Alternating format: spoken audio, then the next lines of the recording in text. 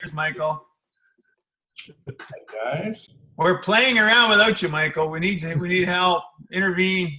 Yeah, I don't know if I can herd you guys. Don't update Catalina. That's all I have to say to you, Michael. Don't do it. I did it. I've had no trouble. But I am a techie genius. Yes, you. I haven't updated it, so coming soon.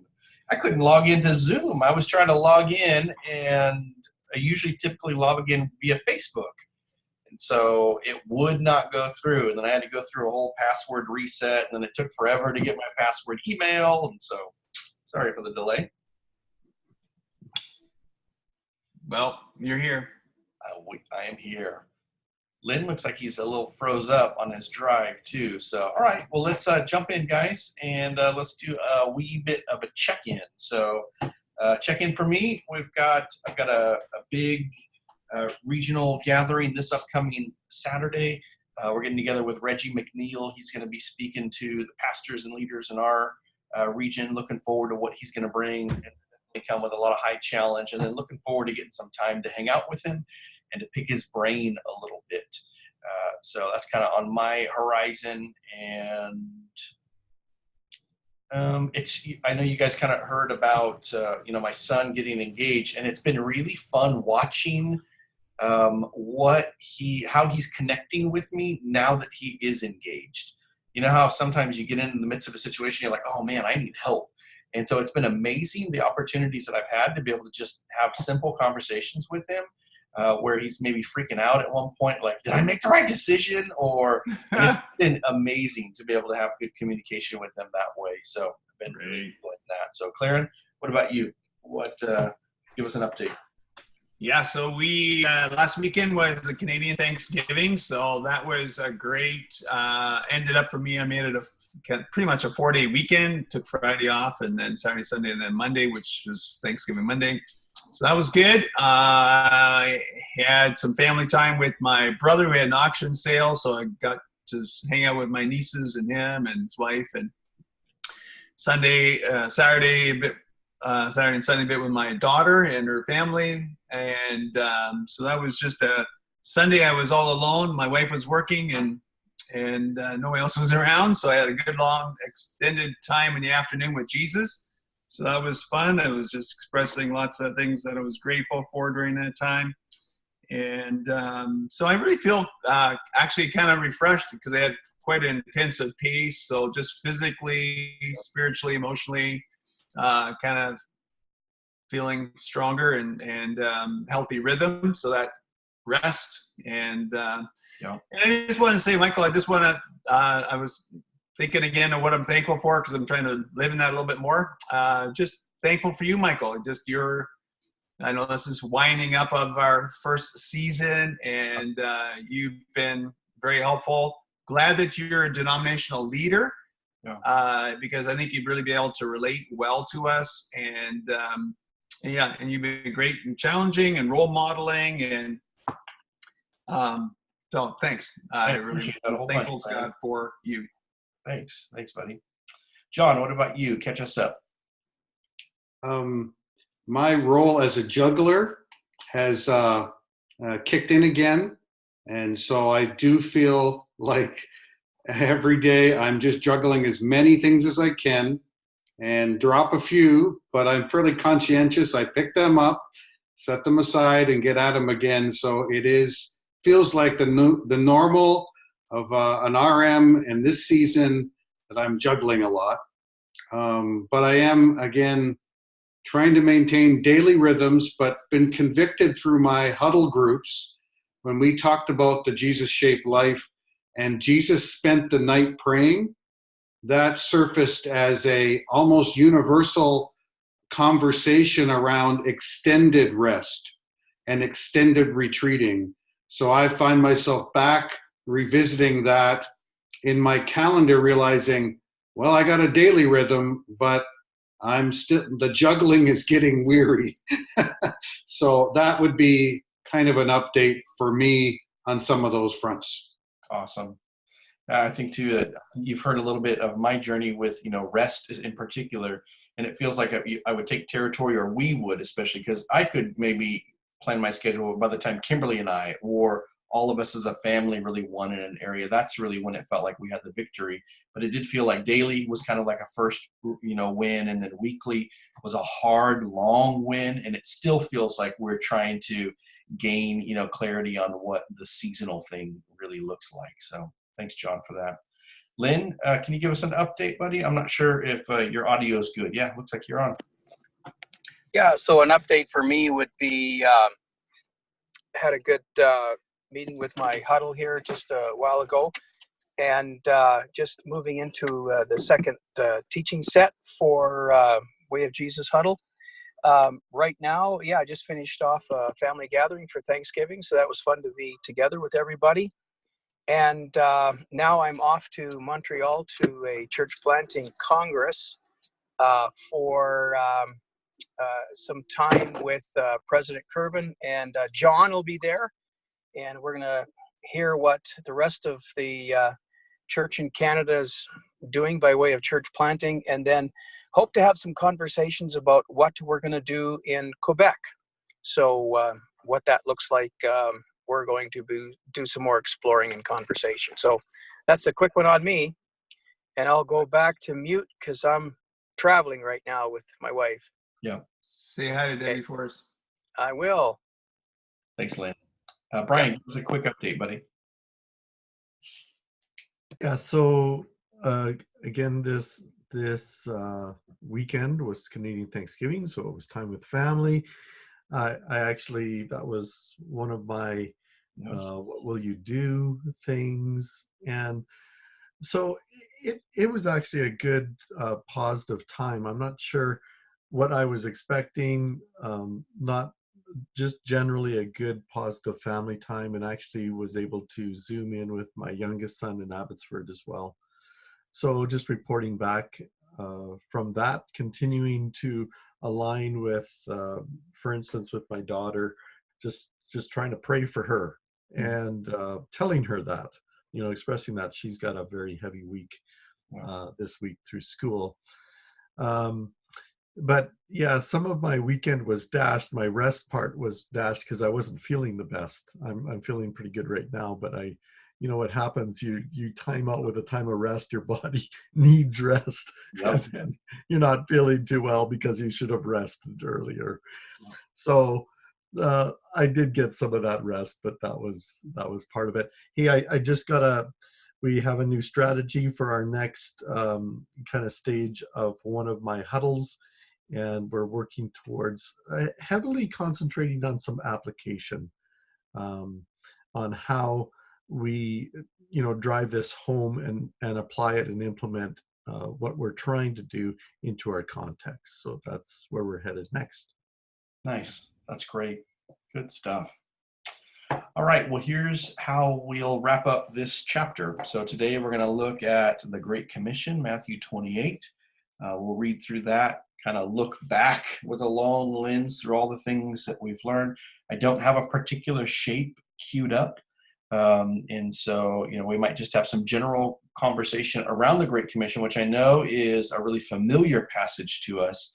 But maybe let's just look at it through the different lenses that we've been equipped with. We've got covenant and kingdom that we can look at this through. We've got the triangle that we can look at it. In particular, we can look at the 3W triangle if we wanted to, or maybe work and rest as it plays in here. So all of these different ones, just like what we've said, they can operate like a picture for us to see the life of Jesus, or they can operate like a mirror, or they can be like a window that we look at things through. And so we can apply that as we read the scriptures. So we'll jump in from there, and then given any kind of shape conversation that we in general have, we'll move forward into our questions, and that'll be our wrap up for the next month's time frame. So let's look at Matthew 28, verse 16 to 20 right now.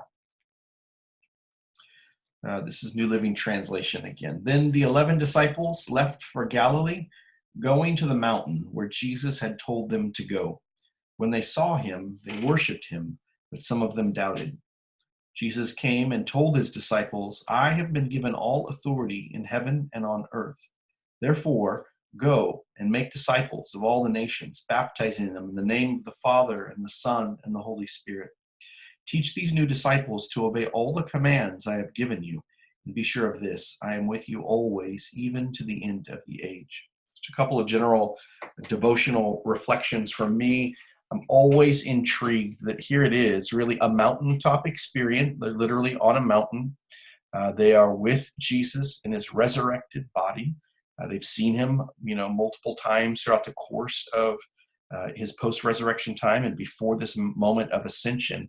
And yet how the group that's there, the 11 that are there, have two different types of responses. It just makes me think that sometimes there are unified responses, and sometimes this is the way that it is. It's a divided response. Some were worshiping him, and some of them doubted. And even, how often I've longed to be able to see him face to face in this way, and yet how, in reality, those 11 responded with mixed, reviews, mixed expressions. I think I felt the weight of the phrase, all authority in heaven and on earth, afresh. I think sometimes because it's memorized and because it's in my mind and my heart, and I've preached on it numerous times, that I sometimes miss the weight of it. But even in simply reading it back, I felt the weight of it, that every ounce of every component of authority that ever has existed and ever will has been given back to Jesus. He's one. And then with that authority is where he issues his command to make disciples of all of the nations.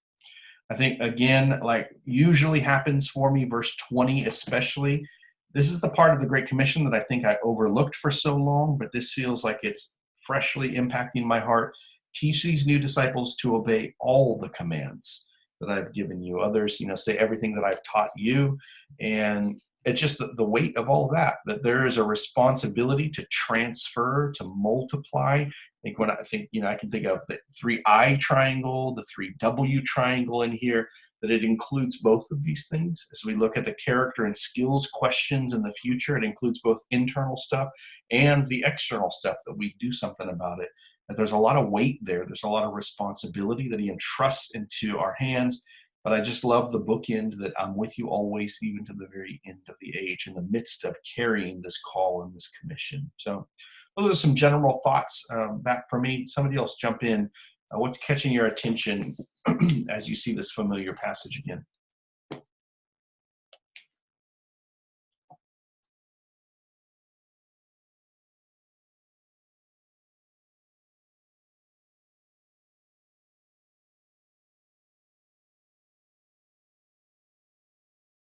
I can jump in.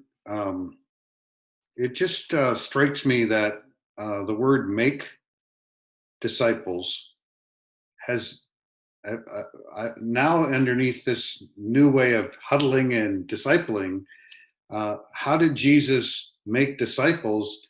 He discipled them, but it's not like some snap finger kind of thing. And we have missed this idea about how we get the go part, but we haven't really understood the make part. So that's fresh in my mind. The choice of the word make. Yeah. So anyways, that would just be initially, as I look at it again, it's like I was reading in scripture in my devotions, how Jesus said, pray for the workers, for the harvest is ripe. Pray that we'd send out. And so, well, where are the workers going to come from? Well, actually, they're the disciples we're making. They're not going to naturally appear. Yeah. And so again, just linking all of this to this disciple-making paradigm is fresh for me again. Yeah, agreed. Yeah, and I think too, in a lot of our kind of decision conversion theology that has largely been a component of this last century, that, okay, somebody has prayed a prayer, made a decision, or, has testified about surrendering their life to Jesus, done. I've made a disciple now. And yet that's really just, you could even argue this. It's just the initial phase of the whole process. The make is a long-term version of it. Claren, go for it. Jump in, buddy. I was just going to say make is not in the original text. So it's disciple all nations. Anyways, that's just a side note. Anyways. I love it. Well, go is technically not there either. A pastor I was just on, I'm not familiar with all of the Greek in this one. That go is not like a verb actually in the statement. It's like disciple as you're going through life. And interesting the way that our translations can sometimes limit those things. Well, I think it is still making disciples, right? So, but that's a good addition there to the English language. I love the part that Jesus said to his disciples, "Go to the mountain," and that's where he met them. So I'm just waiting for Jesus to tell me to go to the mountains. And just kidding.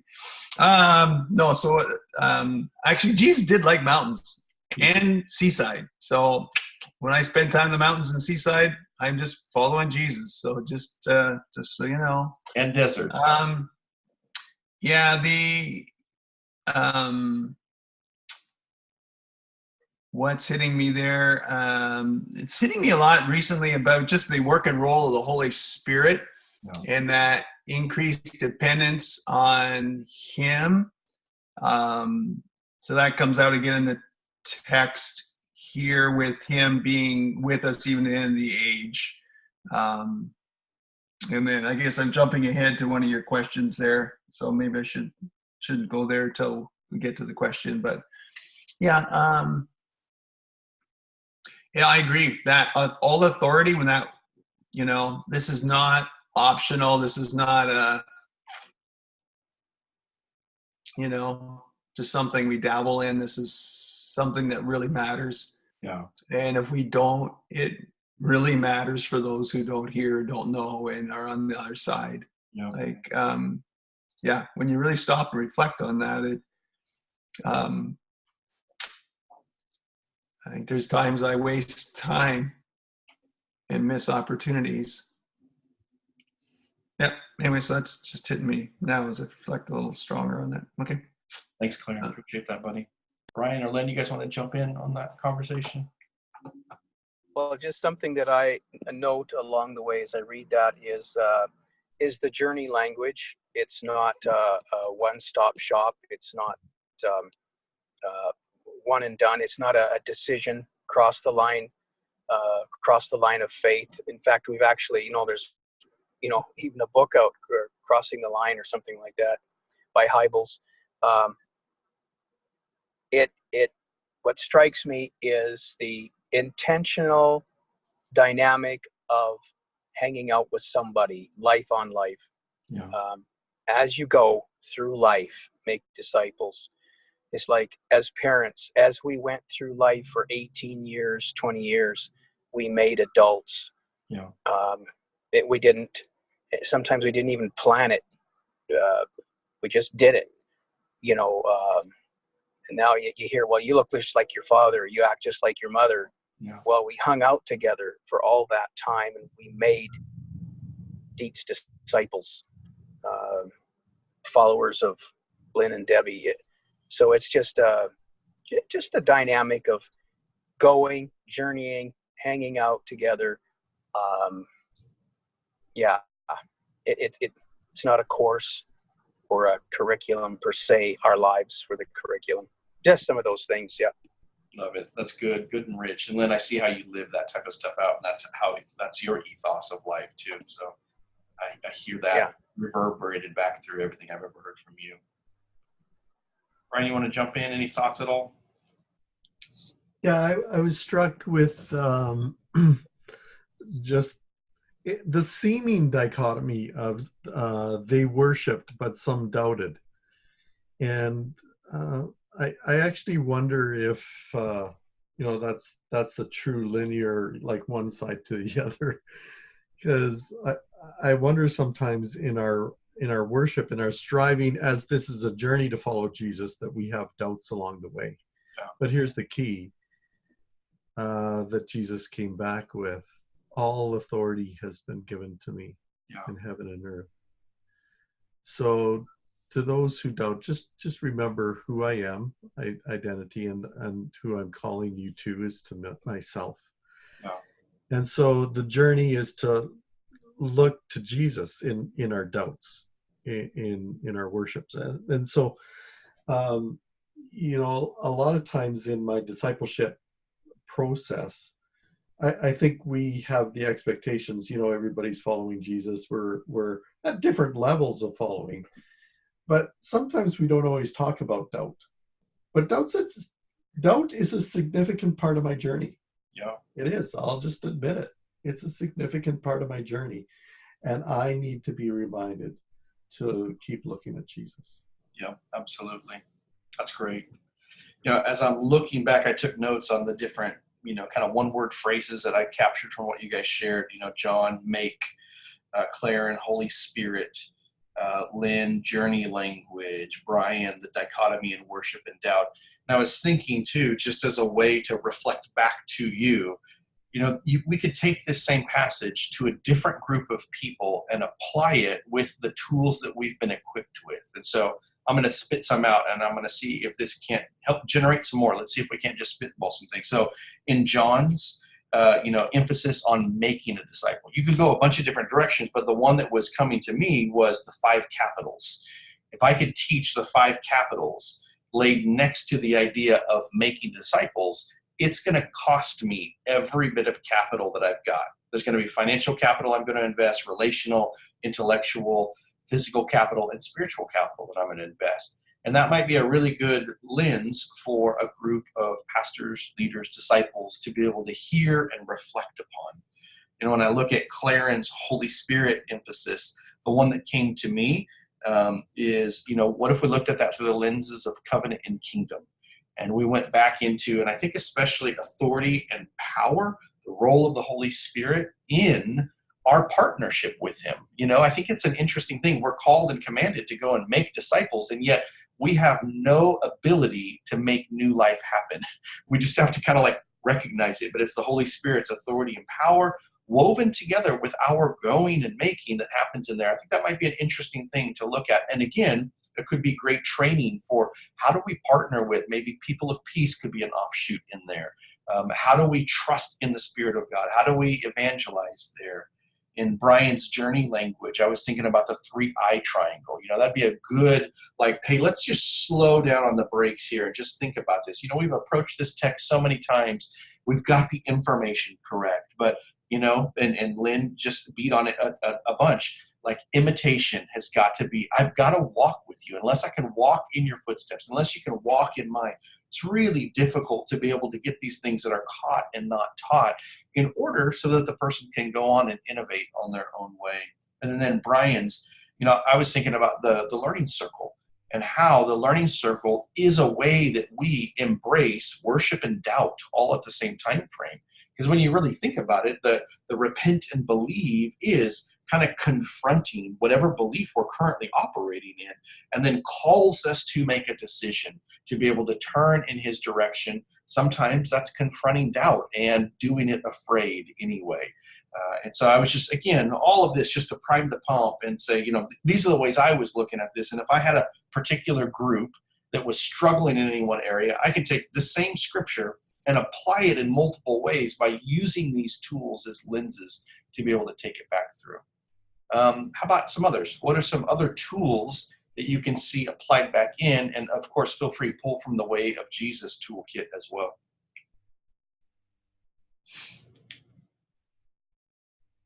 I'm going to jump in, Michael, because I needed to tell you that I need to leave in 5 or 10 minutes for a meeting I'm going to. But I was actually curious that you didn't put your reflection about obedience and everything. And that struck me. How do you actually teach them to obey? You can tell them to obey, but teaching them to obey comes through the learning circle process. Yep. I would observe, as well as it would come potentially through imitation, through those pieces. And so it struck me that we tell people to obey as parents, but we don't teach them. And how do we teach them? So to me, that's another helpful insight into, we get stuck on the obedience part with most people on their journey. Yeah. And Claren has been teaching us the power of, I think it would call it inductive Bible study that's like obedience based. The right questions lead towards obedience posture. So again, those are tools related to your little piece that's helpful to me to think through. Yeah, that's great. I didn't write mine down. That's probably the key thing, reason why. But in what I see that in a lot of pastors. So again, if I were coming into a context and I was thinking, what's a fresh, apt word given in the right moment for these guys? A lot of my pastors are wrestling with exactly that kind of thing. And so I was thinking invitation and challenge matrix might be a good way to get at it as well, because, oftentimes it's difficult for me. Do I have the permission to give challenge? In my context, usually that's not the way we operate. And then I've got this phrase written in here too. I'm sure you guys have seen that. This is in the chat bar and heard it. Low control, but high accountability. That's what we want. We want a released movement of people, but we do want high accountability, which is really teaching them to obey. This is where you kind of have the permission to step in with higher challenge and to be able to ask somebody about something.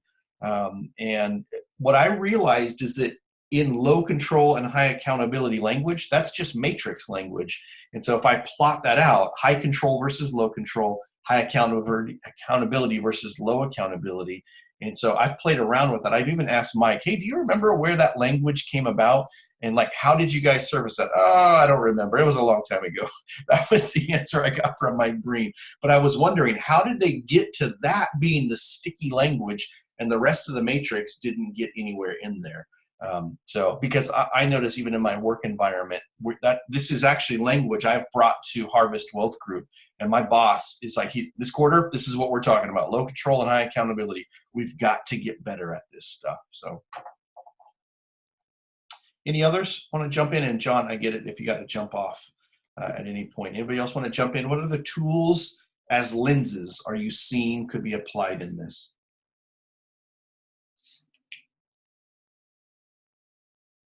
Yeah, I think of some of our Way of Jesus statements. I've begun following Jesus and am depending on the Spirit of Jesus on my journey. I see that as a part of what does trust and obey look like, or that transference or that challenge with worship and doubt. So that dependence part, and how am I looking at Jesus or depending on Jesus in those times of doubt, and even with Lynn in his journey. So this is all about, like, journey is kind of our expression part of the Way of Jesus. So that certainly comes through as well. It just prompts a thought before I go, that I don't know that we've talked about the Way of Jesus markers as mirrors and windows. Maybe we have unintentionally, but when I think of Brian just reflecting on that, I guess I would say any passage, we definitely really put it through the markers as lenses like we're doing now. And I would wonder if I do a good enough job with mirror and window related to each marker. Just a reflection. That's really good. Mike's latest book called Speak Out, he uses the picture, mirror, window words in there to talk about the creation of memes. And memes is, of course, his short handle for memetic devices that are about transference of information, content, and training. And so he says that if he has something that feels like the Lord's given him or he's creating, he kind of continues to use it and see, is it sticky? Do people resonate with it? And that's actually one of his litmus tests. Is it a picture? Is it a mirror? And is it a window? And if it doesn't fit those, he would actually throw it out and say, it was good, but it wasn't great. And so he would use that as a way to discern what we need to prune. Because sometimes we come with too much equipment, and the stuff that really is good will fit into those three categories. So I appreciate the invitation challenge tool. And anytime that there's high invitation, even as I was at a pastor's network group here, I just got finished there, and I'm off doing something else here in a bit too. I got to leave early too, but I just talking to the pastors about the invitation of Jesus to call us into a relationship with him. The high, join me, live like me, be filled with me. And one of my mentors, authors along the way, said, if there's nothing in your heart nothing will come out. But if your heart is full, what's in your heart will come out. And if you're full of the presence of Jesus, in this invitation relationship, whatever is in there that's full of Jesus will come out. And you don't even have to strategize this thing. It's just the life of Jesus will just come out. Yeah. And then of course you can offer challenge along the way, but just a high invitation. I love that part. No, absolutely. All right. One last thing, I'll give you just a personal live reflection that I'm in the midst of for these 2 weeks. I mentioned out of last week's text from 1 Peter 2, that was my text that I just preached on. I got to preach at an Assembly of God church this last Sunday, and then I'm going to preach at one of our churches this upcoming Sunday, the same exact message. And I knew I was going to test it out at the Assembly's church and then see if I can't hone it a little bit more by the time I deliver it at our church. And what I noticed is the initial impulse that I felt like God had given me, which was really about the priesthood of all believers and how we don't walk in that identity, and that there's an identity and a responsibility. So kind of a covenant and a kingdom lens look at the priesthood of all believers. By the time that it came out, I noticed that I leaned way more on the invitation and relationship side of the coin than I did on the responsibility. And it's just interesting the way that the impulse for and inspiration for the message came about, and yet the delivery by the time I came out was very different. My wife questioned it even. She said, it didn't seem like what I thought and expected you were going to do. And she said, but I couldn't figure out if that was just you responding to the different environment in the room, and that you were picking up on a couple of things happening in this church context that you sense the need to be able to make an adaptation to. And so it just interesting, all of that to get at as we apply these things. It's interesting. We do come with so much content that sometimes it is difficult maybe to drive continually at that one spot that we really want to hit upon. So I'm going to try it out this week and really emphasize the responsibility side of it a little bit more. But I want to get at it through the door of the kingdom invitation, or the covenant invitation. All right, let's take a look at these questions here. I've got 6 of them queued up in the chat bar. First one, is discipleship becoming more and more the operating system of my life and family? 2, am I able to use tools and language that make Jesus' way of life accessible to people of various ages, education, and background? Notice again, that's a lot of what we were just workshopping through. 3, am I learning how to build multi-generational community in a missional family? 4, can I articulate succinctly the missional focus of my own family on mission? 5, do I know how to talk to unbelieving people of peace about Jesus? And 6, do I live in the awareness that Jesus is actually with me to guide and empower all I do for his kingdom? Let's take a minute's time frame, as is our habit, and reflect on those one last time before we share. So come, Holy Spirit, thank you for this beautiful text, this beautiful motivating and inviting text. And as we look at these questions, or really what we want is we just want to hear straight from you. And so use these to get closer to that. About a minute's time.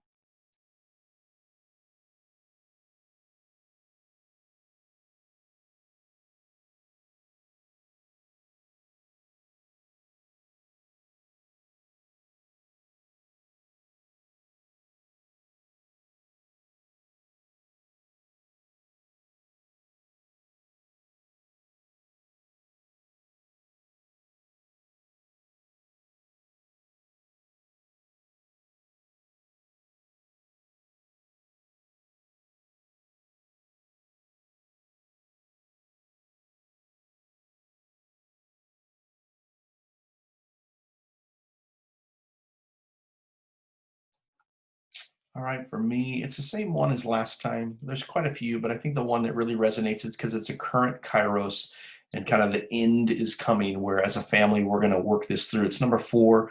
Can I articulate succinctly the missional focus of my own family on mission? We're just really trying to hone and shape it for this current chapter. And we continue to have multiple conversations for the last 2 weeks. And this Sunday probably will be the time where as a family, we'll kind of finalize things around the table. I'm actually going to whiteboard with my girls and with my wife and say, here's what, I feel like my mission statement is, and here's the things that I see us bringing to the table. And I'm letting them really speak in and shape that. My whole goal is that by the end, it's not just something that I will own, but it's something that we will own and carry forward. So looking forward to that. Claren, what about you?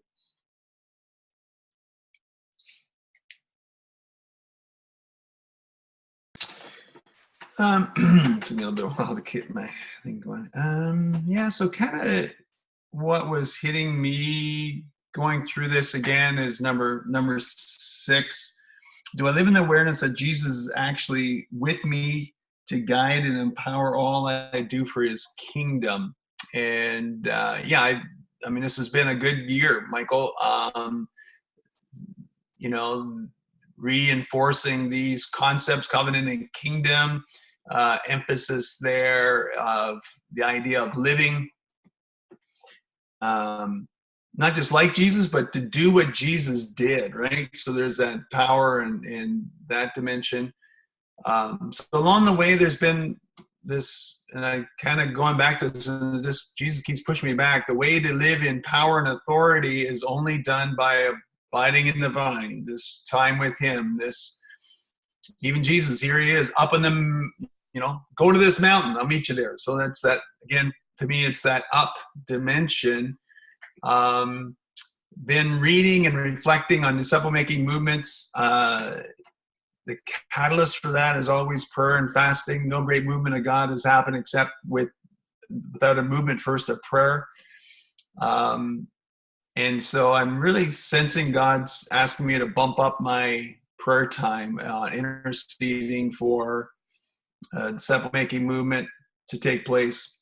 My wife gets up sometimes and has to get up at 5 to work at 6, and that messes up my sleep. And so I've been awake early. And it just came to me this morning that, Claren, just get out of bed instead of laying there and go pray. And so I didn't. I'm going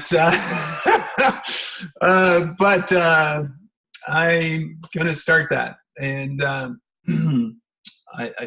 so use that time. I'm up anyway, or awake anyway. So I'm going to redeem that and intentionally do that on a daily basis and start that much more intentional praying for disciples, making disciples, disciple-making movement, and interceding. Wow. So, yeah, that's awesome. What I'm sensing. What I like about what you're saying, I think I'm just going to close the loop with you right here because it feels like you've walked yourself around. So I just want to give you a little bit of reflection feedback. You've got this big one, about abiding and the way that plays into authority and power. So you look backwards, you can see, experientially, how you've grown in authority and power, but the way to be able to grow further is actually through the door of abiding, connecting with him, which points you back to up. And then the idea that I need to be closely connected. So it feels like what's beautiful is that the Lord's showing you a landscape of possibility. He's reinforcing that with experience to show you, and then almost like I feel like he's whispering over your shoulder, Claren, I have more for you too. Mm-hmm. And he's inviting you in. And so I like it. I appreciate your honesty. I did this and my wife was up and I should do this, but I didn't. And so I wonder if that personal invitation might even be further some of that motive to be able to get up. And so it sounds like you're kind of stating that, I'm going to commit to, getting up at certain times and certain days to be able to spend some time with the Lord. So I'll hand that back. It's extra time with the Lord. Yeah. Extra focus time on that piece. Thanks.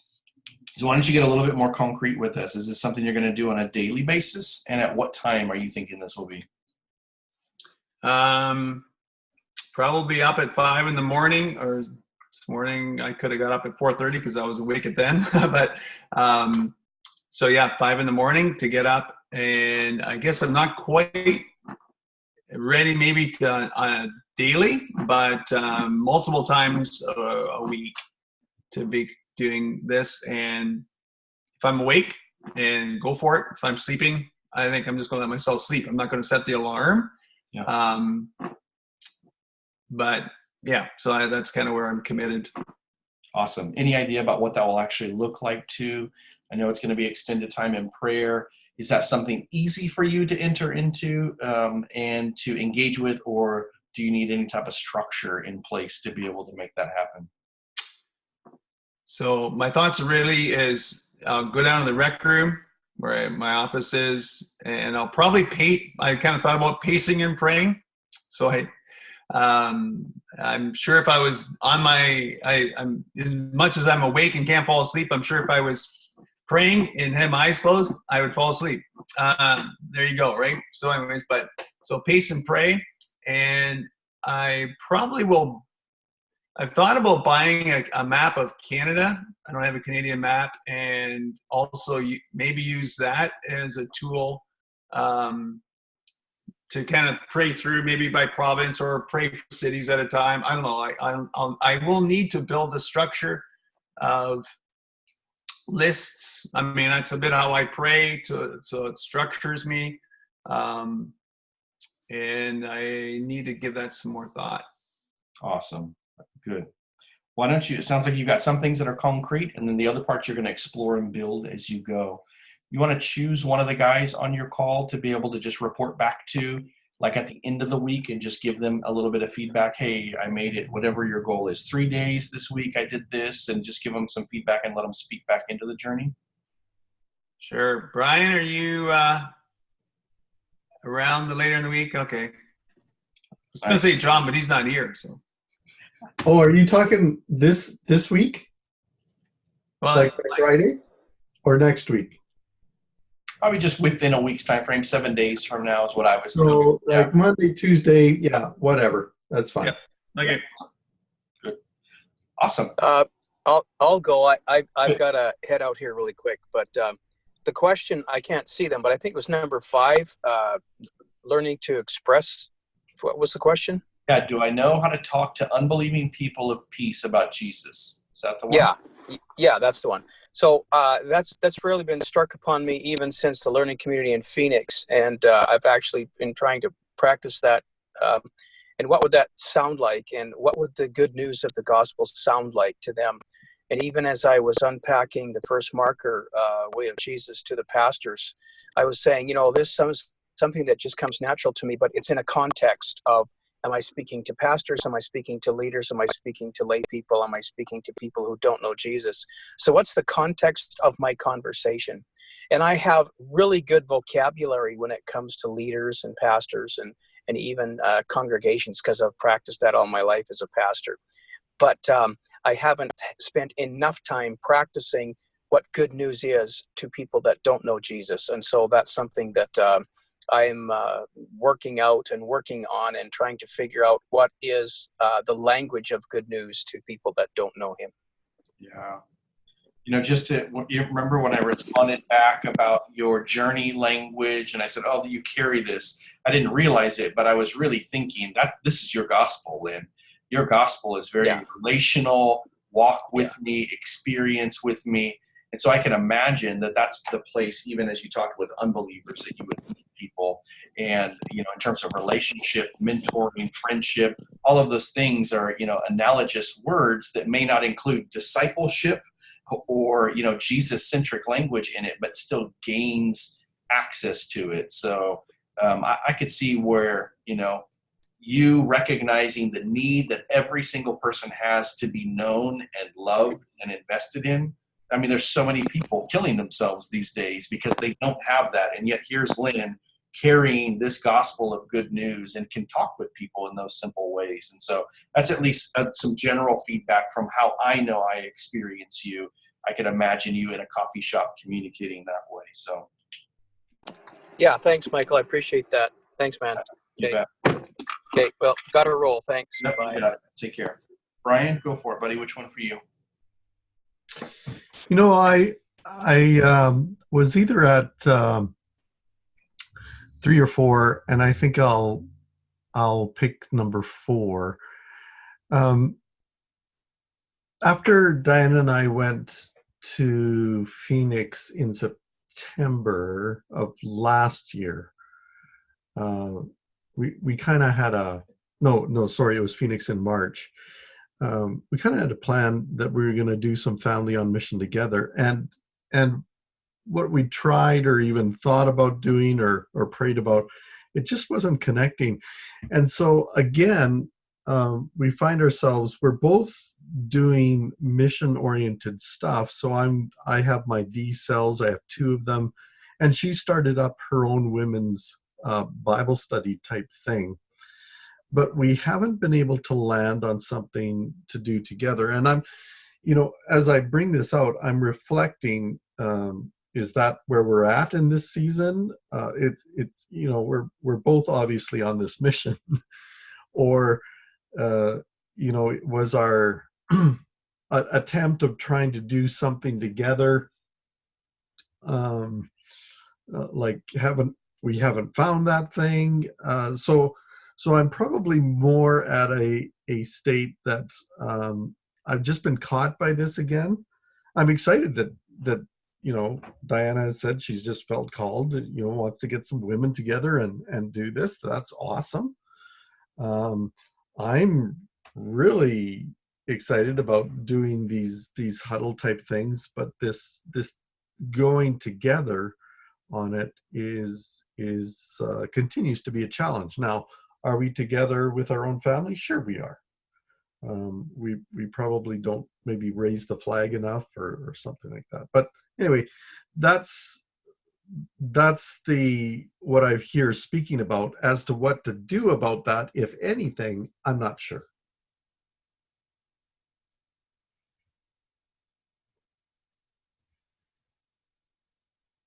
Oops. Sorry. Said awesome stuff. I was looking at the time then. So Brian, I'll turn back to you since I've kind of worked Clarence around the circle already. Here's just a little bit of things that I was thinking about from our journey, Kimberly and I, and maybe it'll just be fodder for the conversation. I think that in a lot of ways we ended up in 2 separate areas as well, and we wrestled with it. I think we still end up there as well, even though there's much more unity in how we go about doing things, and though we operate more like a family on mission. I think this is coming out of our conversation about number 4 as well. Kimberly's saying, honestly, I like to join you and support you in what you're doing. And sure, I have things that I care about and I do those, but I do those kind of in the wake of what you do. And I'm okay with that. I don't feel like that minimizes. I don't feel like that, affects negatively the way that we're doing things. So that's just to tell you, I think we were there. I think that in a sense, we still are there in some ways, but yet we're doing more together than we ever had before. And one of the key practices that got us to a more unified approach is we realized that we had people in all these different spheres of our life. So for us, it was homeschooling families, small business owners, church people. That was a really large group because that's kind of where we largely connected. 3DM people, and then neighborhoods. I think those are largely the groups. And we realized at one point we operated and none of those people really knew one another. And so we decided, we thought, what would it be like if we threw a party and invited different people from different spheres to get together? And then we got super nervous because we thought, what if they don't like each other and all of that stuff? And I think that helped us to learn how to just be people that regularly do pull people from different streams together and build relationships. And it feels like now that's a component to a lot of our life and mission. There are a lot less lines in our life. It feels much more unified that way. But that one strategic practice of what if we threw some parties and had these people from different fields come together? And it was a little bit scary in the beginning. So I'm not trying to say, hey, here's Brian, you and Diane, this is what you guys should do, but give me some feedback and thought on all of that as you hear me reflect back on our journey. Yeah, one thing that just came to mind as I was listening, I kind of was drawn in a little bit of a different way to start. And it might sound simple, but I don't think it is Diana is bringing ladies into her house. So they're upstairs, I'm downstairs, usually watching TV. And I'm starting to go, well, Brian, part of what God's been talking to you about is your own prayer life. Why why when they're upstairs, why aren't you spending some time praying for them in that space? And what your wife is trying to do in give disciple making leadership in that group, and then to maybe practice sharing that a little bit together. So it's a simple thing in that we're not in the same room, but we're supporting one another, and maybe moving that forward even to as I'm doing some things that integrating our prayer lives together a little bit more is a start to something more. I don't think it's the everything, but it's a start to something. I love it too. I think you could even add serve in there, especially if that's the context that they're coming over to your house already. Like, it just might be a question back to your wife. Hey, sweetheart, how can I serve you in this next season of Bible study? Is there anything that I can do to take weight off of your shoulders? And you take a different position there, but you're just empowering her to bring more of herself to the table. I think that could be beautiful. Prayer and potentially service could be awesome that way.